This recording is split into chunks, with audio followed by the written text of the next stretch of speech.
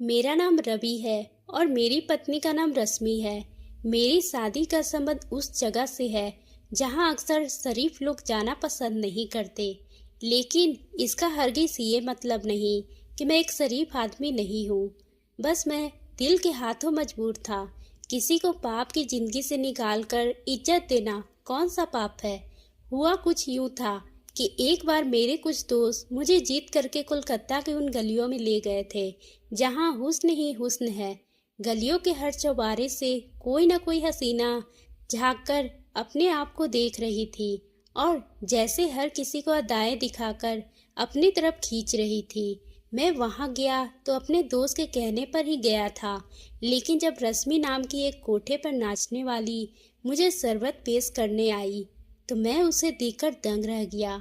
मुझे यूं लगा जैसे आसमान से कोई परी उतर कर आई हो। मैं तो उसकी नीली आंखों में डूब ही गया था। फिर यूं हुआ कि मैं अपने दोस्तों से छुप छुप कर उस इलाके में जाने लगा था। मैं हर रात रश्मि का डांस देखने जाता था, क्योंकि मैं अमीर बाप का इकलौता बेटा था। इसलिए मुझे पैसे की कोई कमी नहीं थी। मैं हर रात नोटों की बारिश कर देता था। उसको कोठे की मालकिन सविता नाम की एक औरत थी जो मुझसे बहुत ही प्रभावित हो चुकी थी। एक दिन मैं दोपहर के 1 बजे कोठी पर चला गया और सविता के रिक्वेस्ट की कि मुझे रश्मि से मिलवा दे। मैं सविता के सामने नोटों की गड्डी रखी तो वो मुस्कुरा पड़ी। उसने कहा, मैं अभी मुलाकात रश्मि से करवा देती हूँ। थोड़ी ही देर बाद रश्मि वहां पर आ गई। वह सजी सबरी सीधे से मेरे दिल में उतर रही थी। मैं बड़ी देर तक वहां बैठा रहा और रश्मि के साथ इधर उधर की बातें करता रहा। रश्मि एक बुद्धिमान और समझदार लड़की थी। उसकी बातें बहुत ही गहरी महसूस होती थी। उसकी कंपनी में कोई भी बोर नहीं होता था। अब मैं अपना यह रूल बना लिया था कि मैं हर रोज दोपहर के 2 बजे रश्मि से मिलने जाता था। मेरी और रश्मि की बहुत अच्छी दोस्ती हो गई थी, लेकिन मेरा दिल गवाही दे रहा था कि दोस्ती से बढ़कर मेरे दिल में उसके लिए कुछ और भी है। फिर एक दिन मैंने रश्मि से अपने प्यार का इजहार कर दिया तो उसने मुझसे सकारात्मक जवाब दिए। मैंने रश्मि से कहा, यह डांस वगैरह छोड़ दो। मेरी इस बात पे वह मेरे सामने रो पड़ी थी। उसने कहा, यह कोठी पर नाचने वाली हर लड़की यही इच्छा है कि वह अपने पाप की जिंदगी को छोड़कर अपना एक घर बसाए, लेकिन मेरी जैसी लड़कियों के साथ कौन शादी करता है। फिर हमें अपना पेट भी तो भरना पड़ता है ना। बस सभी मजबूर हैं और मजबूरी की वजह से ही ये सब कुछ कर रहे हैं। मैंने रश्मि से कहा, मैं तुमसे शादी करना चाहता हूँ। वह बहुत खुश हुई और फिर रोने लगी। वह मेरे पैरों में बैठकर बोली, अगर आप मुझसे शादी करके यहाँ से ले जाएंगे, मैं आपकी पत्नी नहीं बल्कि सारी जिंदगी आपकी नौकरानी बनकर रहूंगी। आपका हर बात मानूंगी। आप जैसा कहेंगे वैसा ही करूंगी। मैं मुस्कुराने लगा। मैं और रश्मि इस रिश्ते में बहुत ही खुश थे, मगर आगे का रास्ता बहुत ही मुश्किल था। सविता रश्मि जैसे हीरे को अपने साथ से नहीं जाने देना चाहती थी। उधर मेरे माँ बाप एक नाचने वाली को अपनी बहू नहीं बनाना चाहते थे। मैंने सविता के सामने 5 लाख रुपए का चेक दिया था, जो उसका मुंह बंद करा दिया। मैं रश्मि से शादी करके उसे अपार्टमेंट में ले आया। मैंने सोचा था कि कुछ समय गुजर जाए तो मैं रश्मि से अपने माँ बाप से भी मिलवा दूंगा। एक बार बस रश्मि के साथ शादी हो जाएगी तो मेरे माँ बाप को भी मेरा फैसला मानना ही पड़ेगा। मैं उसकी इकलौती संतान जो था, वह मुझसे बहुत प्यार करते थे। मैंने और रश्मि ने एक अपार्टमेंट में अपनी नई जिंदगी की शुरू की। हम दोनों एक दूसरे को पाकर बहुत ही खुश थे। हमारी जिंदगी बहुत ही अच्छे से गुजर रही थी। लेकिन फिर वह हो गया जिसका मैंने कभी सोचा भी नहीं था। मैं ऑफिस में था। रश्मि ने फ़ोन करके मुझे मार्केट जाने की अनुमति मांगी, लेकिन वह वापस नहीं आई। मैं बहुत ही परेशान हो रहा था। आखिर वो कहाँ गई थी। लेकिन फिर थोड़ी ही देर बाद मुझे अस्पताल से फ़ोन आ गया। मुझे बताया गया कि आपकी पत्नी का एक्सीडेंट हो गया है। ये सुनकर मुझे कुछ होश न रहा और मैं फौरन अस्पताल पहुंचा। एक डॉक्टर मेरी पत्नी को देखकर मुझे बोला, माफ कीजिएगा, आपकी पत्नी कोमा में चली गई है। अब कुछ पता नहीं कि उन्हें कब होश आएगा। ये सुनकर मैं बहुत रोया। ये सब कुछ इतना अचानक हुआ था कि मुझे संभलने का मौका ही नहीं मिला था। मैं अस्पताल के बेंच पे बैठकर बहुत देर तक रोता रहा। मेरी खुशियों को तो ना जाने किसकी नज़र लग गई थी। अभी तो मेरी नई नई जिंदगी की शुरुआत हुई थी, मगर इतना बड़ा दुख जो मुझे अंदर तक तोड़ गया था। मैं सारा दिन रोता रहता था। जब मेरी हालत बेहतर ना हुई तो मैं अपने माँ बाप के पास अपने गांव चला गया। मेरे पिताजी बहुत ही बड़े जमींदार थे। जब मैं गांव वापस गया तो मेरे माँ बाप बहुत ही खुश हुए थे। मेरे पापा बोले, शुक्र है तुम आ गए हो बेटे, अब तुम खुद ही संभालो ये जमीन। मेरे कमजोर हड्डियों में बस इतनी ही ताकत नहीं कि मैं इन सब जमीनों की रखवाली कर सकूं। मैं अपने पिताजी को गले से लगाकर रोने लगा। मैंने अपने माँ बाप को बताया कि मैं रश्मि के साथ छुपकर शादी कर ली थी। शादी को अभी 3 महीने ही नहीं गुजरे थे कि उसका एक्सीडेंट हो गया और वह कोमा में है। माँ और पिताजी मेरी बात सुनकर बहुत ही परेशान हो गए। मैंने पापा को अपनी मजबूरी बताई कि मैं रश्मि को अस्पताल में अकेला नहीं छोड़ सकता। मैं उसमें रश्मि की सेहत के लिए भगवान से प्रार्थना करने को कहा और उनसे वादा किया कि जब रश्मि ठीक हो जाएगी तो मैं गांव वापस आ जाऊंगा। मेरे माँ पिताजी इस बात के लिए तैयार हो गई और फिर मैं शहर वापस लौट आया। रश्मि 2 हफ्तों से कोमा में थी। मैं हर दिन अस्पताल के बेंच पे घंटों बैठा रहता था, लेकिन मुझे डॉक्टर रश्मि से मिलने नहीं देते थे। वो कहते थे कि मरीज के पास हम किसी को ज्यादा देर के लिए नहीं छोड़ सकते। डॉक्टर मुझे हर रोज 10 मिनट के लिए रश्मि के पास जाने देते थे। मैं रश्मि के पास जाने के लिए डॉक्टर की खुशामद करता था। मुझे जैसे ही इजाजत मिलती मैं रो रो कर रश्मि से कहता, तुम ठीक क्यों नहीं हो रही? रश्मि तुम जल्दी से ठीक हो जाओ, मैं तुम्हारे बगैर नहीं रह सकता। मुझे लगता था जैसे वो मेरी बातें सुन लेगी और वह ठीक हो जाएगी।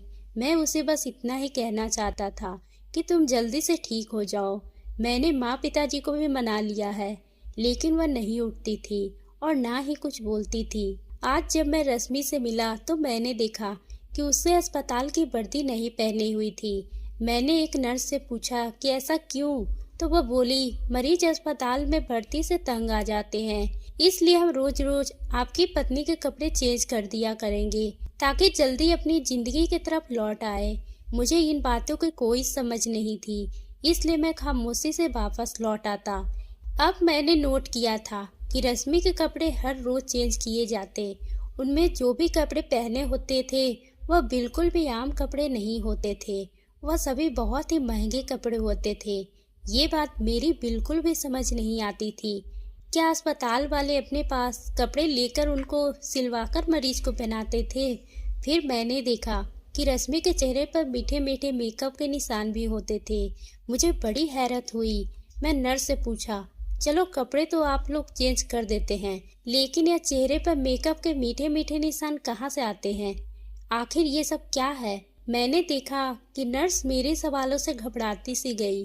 अब मुझे रश्मि की बहुत ही फिक्र हो रही थी और बहुत डर लग रहा था कि कहीं उसके साथ कुछ गलत तो नहीं हो रहा। इसलिए मैंने सोच रखा था मैं अब इस अस्पताल की असलियत जानकर ही रहूँगा। मैं उस अस्पताल के बारे में बहुत ही छानबीन की, मगर हर तरफ से बहुत ही अच्छा जवाब मिलता था। लेकिन फिर मेरी पत्नी के साथ क्या हो रहा था? मैं शाम को जब रश्मि से मिलकर आता, वह आराम कर रही होती थी और उसके चेहरे पे किसी तरह के कोई भी मेकअप नहीं होता था। लेकिन जब सुबह ऑफिस जाने से पहले मैं रश्मि को देखने आता तो उसके कपड़े भी चेंज होते और उसके चेहरे पे मेकअप के निशान भी होते। अब मैं इरादा कर लिया था कि रात को घर नहीं जाऊंगा और खुद ही देखूंगा कि आखिर ये सब क्या हो रहा है। मैं सारी रात बाहर कुर्सी पर बैठा रहा क्योंकि मुझे डॉक्टर ने रश्मि के पास जाने की इजाज़त नहीं दी थी। मैंने सारी रात जासूसी करते हुए गुजार दी थी, मगर कुछ भी ऐसा नहीं हुआ था जिस पर शक किया जा सके। एक नर्स रात के 3-4 बजे सारे मरीजों का चेकअप करने जाती, वह रश्मि के कमरे को भी चेक करके जाती थी, तो मुझे सुकून मिल जाता था। अब जब मैं सुबह कमरे में गया तो रश्मि के कपड़े फिर से बदले हुए थे और उसके चेहरे पे मेकअप के निशान भी मौजूद थे। अब मुझे बहुत ही हैरानी होने लगी, इसलिए मैंने कुछ और करने का सोचा और मैं अस्पताल के एक जूनियर डॉक्टर को अपने साथ मिला लिया और उसे भारी रकम देकर राजी कर लिया था।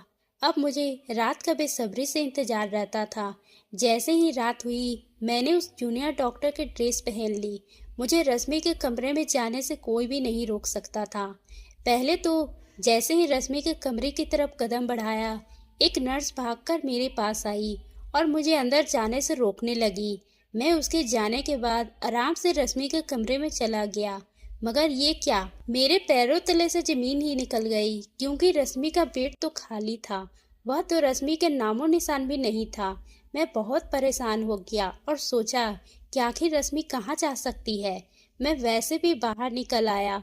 मैंने जूनियर डॉक्टर रश्मि के बारे में पूछा तो उसने मना कर दिया।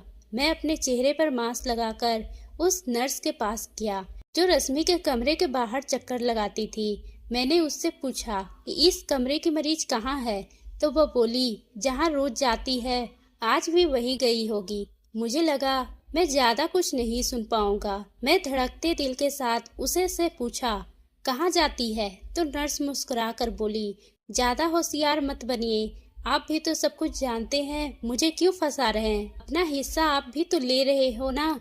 ये सब सुनकर मेरे लिए बर्दाश्त से बाहर होता जा रहा था।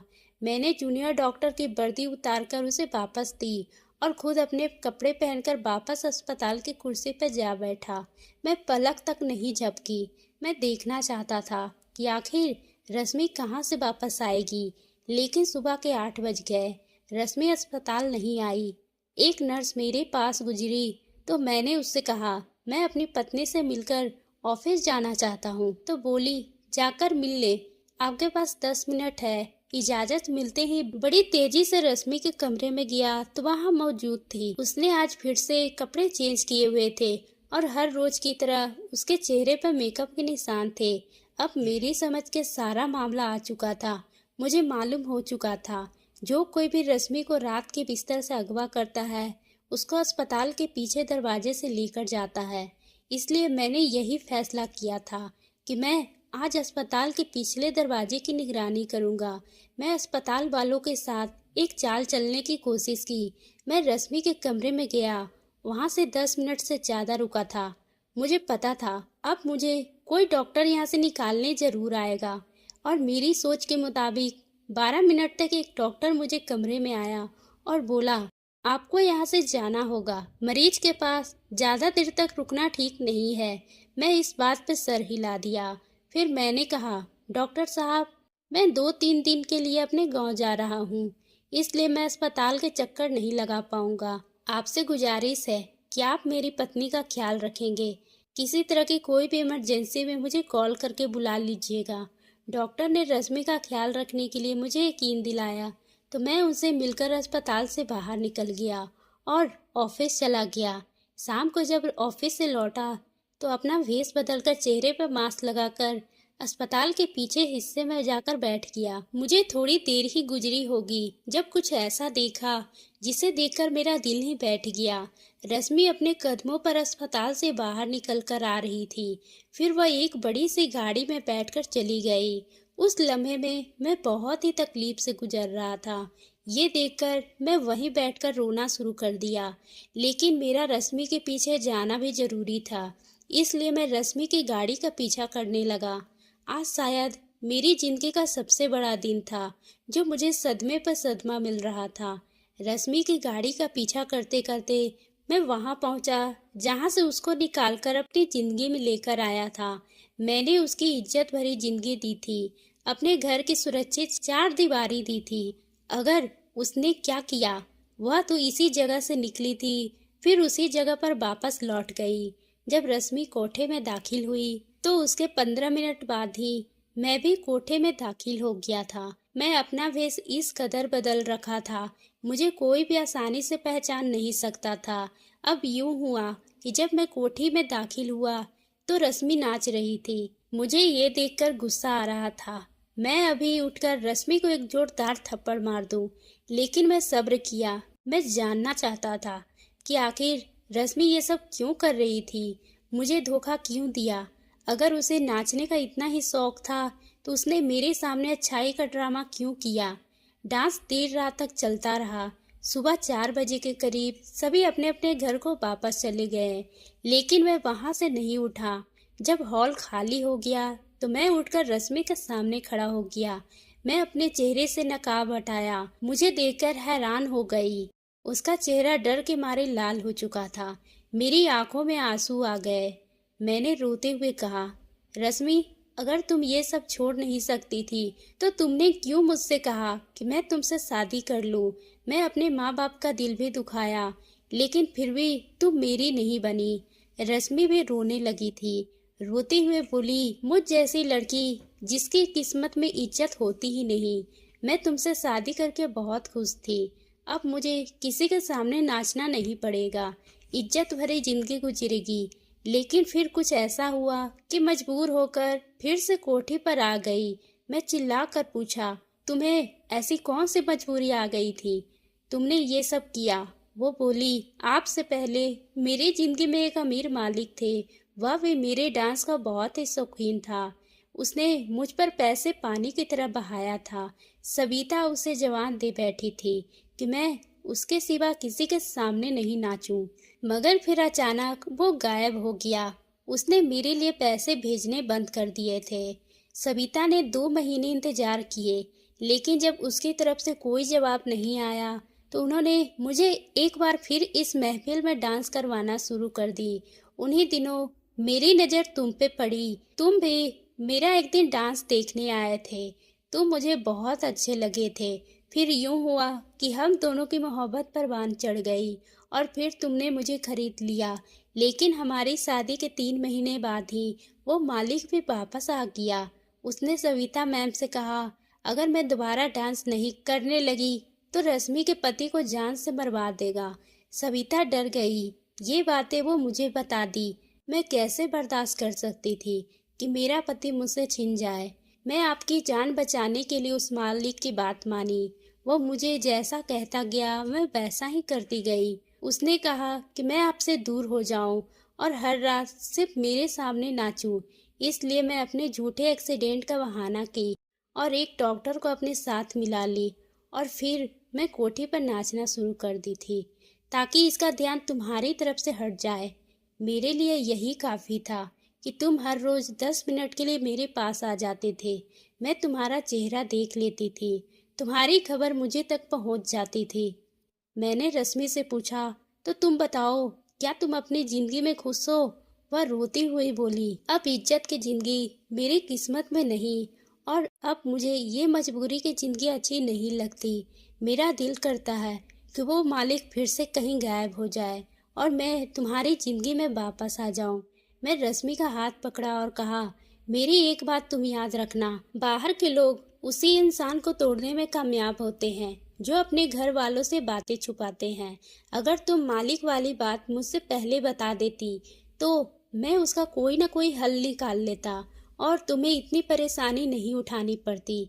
मैं रश्मि को तसल्ली दी, उस मालिक के खिलाफ एफआईआर दर्ज करवाया और फिर उसे पुलिस स्टेशन ले गया। अब हम अपने वादे के मुताबिक गांव वापस आ गए थे। मेरे माँ बाप ने खुले दिल से रश्मि को स्वीकार कर लिया था और रश्मि के गांव के माहौल को अपना लिया था। इस तरह रश्मि और मेरी जिंदगी एक बार फिर से सही रास्ते पर आ गई थी। तो दोस्तों, आपको ये कहानी कैसी लगी? अगर पसंद आई हो तो आप हमारे चैनल को सब्सक्राइब करना ना भूलें और बेल आइकन को भी प्रेस कर लें ताकि हम आपके लिए इसी तरह की दिलचस्प कहानी लाते रहें।